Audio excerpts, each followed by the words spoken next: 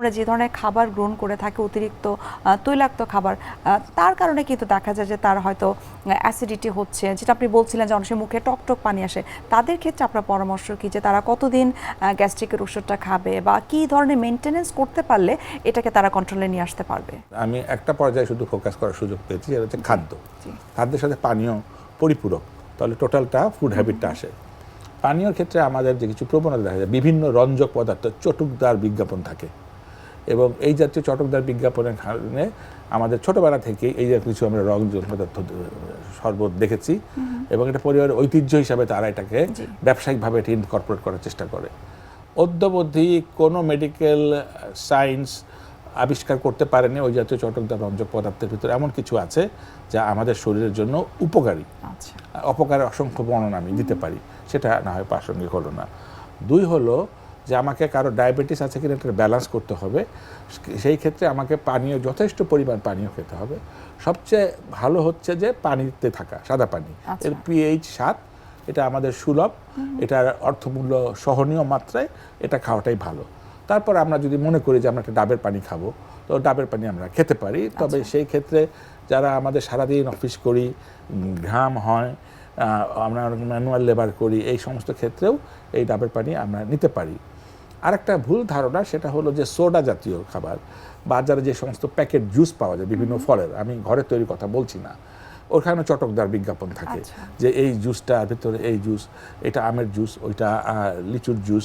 এখানে কিন্তু প্রচুর পরিমাণ রঞ্জকও থাকে, প্রচুর পরিমাণ চিনিও থাকে, কিন্তু নিউট্রিশন পুষ্টিটা থাকে না। তাতে বিভিন্ন রেডিমেড জুসগুলো আপনি খেতে নিষেধ করছেন এবং বাড়িতে বানানো যে জুস, আপনার ফ্রেশ জুসগুলো খাওয়ার সাজেশন দিচ্ছেন। এবং যেটা কোলা, যেটা সার্বজনীনভাবে আমরা দেখি যে বিভিন্ন সেলিব্রিটিরা তার বিজ্ঞাপন করেন, এতে আমাদের শিশুরা বা তরুণ প্রজন্ম প্রলুব্ধ হয়ে যাচ্ছেন। কিন্তু এটার আবার অনেকে ভাবেন যে মুক্ত শুকনো আছে, আমি একটু সোডা জাতীয় জিনিস খাই, ওনাকে ফ্রিজে রেখে এটা খান, আরও রিভার্স, এটা খেলে মুখ শুকনো শুকনো আরও বেশি হবে। তাৎক্ষণিক হয়তো ওনার একটু মুখটা হয়তো ভেজা ভেজা চলে আসবে। সুতরাং আমি আবারও বলছি যে শুধুমাত্র অপুষ্টি বা ব্লাড সুগার বা ক্ষতিকারক দিক না, আপনি যেটা স্বস্তি মনে করছেন এটা আপনাকে প্রকারান্তিতে অস্বস্তিতে ফেলবে। এবং রঞ্জক পদার্থ নিয়ে কথা হচ্ছে, আমরা জানি যে জিলাপিকে তার কালার আনার জন্য, এটাকে ফেব্রিকেটেড করার জন্য অনেক পরিমাণ রঞ্জক দেওয়া হয়, এবং এই রঞ্জকগুলি খুবই ডেঞ্জারাস।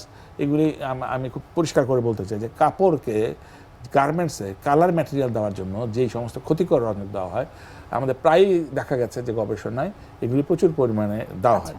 তাহলে আমাকে কোনো সমাধান নাই, মানে আমি কি একেবারে জিলাপি টোটালি এতে খাবো না?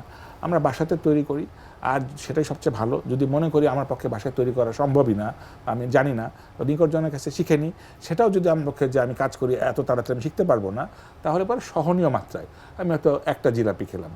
আবার জিলাপি বলেও তো সমস্যা, ওই দেখবেন যে ঢাকা শহরে, পুরোনো ঢাকাতে আধা কেজি ওজন একটা জিলাপি পাওয়া যায়, আবার রেশমি জিলাপি হয়তো 5 গ্রাম। তাহলে এটা আমাদের চোখের দেখা হিসেবে বলছি, মোটামুটি চোখের দেখাতে যতটুকু পরিমাণে সহনীয় ততটুকু পরিমাণে খাওয়া। আমি জিলাপিকে ফোকাস করছি দুটো কারণে, মূলত হচ্ছে রঞ্জক পদার্থ, 2 এটার আবার ওই যে এক তেলে যেটা ভেজেছেন, পরের দিন ওই তেলের যে বাকি অংশটুকু সেই তেলে আবার ভাজলেন, আবার হচ্ছে যে কড়া করে স্যাকারিন জাতীয় কিছু চিনি দিলেন, এটা আবার ব্লাড সুগারকে অল্টার করে, তারও কিছু প্রভাব থাকে। সুতরাং এই বিষয়টিকে খেয়াল রেখেটা, এটাকেও আমরা বলতে চাই। আরেকটা হলো আমাদের একটা প্রবণতার উৎসবের মতো করে সবাই বসি, ফলে আমরা বিরিয়ানি জাতীয় খাদ্য খেতে পছন্দ করি, এটাও আবার ওই একই জটিলতা হবে।